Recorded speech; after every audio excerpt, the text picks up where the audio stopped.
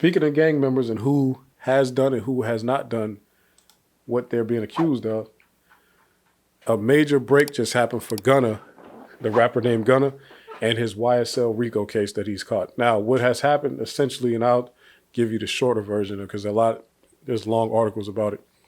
Pretty much Gunna has, I feel like, let me make sure my fan coin jumps down. Gunna, what happened with Gunna is essentially the indictment has been modified and Gunna's name has been removed from any violent charges. So there are violent charges still on the RICO case, but Gunna's name, Sergio Kitchen's name, has been removed from any of the violent charges. So essentially, he's just on the case because he's a YSL rapper, a rapper on the YSL label. No other reason. He's not associated, not tied to anything on the case. So now it's looking up for him because that's a great sign.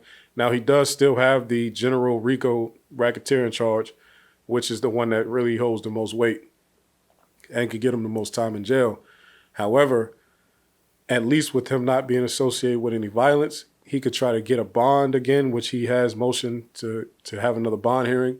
He could attempt to get a bond and at least try to fight the case from the outside free world. And, of course, it's just more comfortable to do it from the outside world. Also, you can get in the community, do a lot of philanthropic stuff, which he was already doing anyway. But you can get in the community, do a lot of work, try to let people see your character, say, hey, I'm not the guy that y'all are trying to paint me to be. It's a lot easier to do that from the outside world. While you're in jail, it doesn't matter what's going on. You are seen as an inmate. You're seen as an offender. You are seen as a suspect. And you are seen really as guilty by most people, especially when they talk about how much violent crime is being committed by gangs in Atlanta. If you are locked up for a case like that, it doesn't matter if you did it or not. The way people will see you, they'll see you as if you're the trigger man himself, right?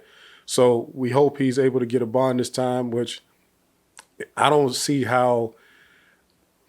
know how he will, because they're still trying to say he's one of the leaders and he has the ability to call shots and call violent shots if he wanted to. But who knows, man? Who knows? I hope that he'll get out. But like I said before, Gunna he's not even from that neighborhood. He doesn't have any power in that neighborhood. He's not affiliated with the gang that's supposedly in that neighborhood.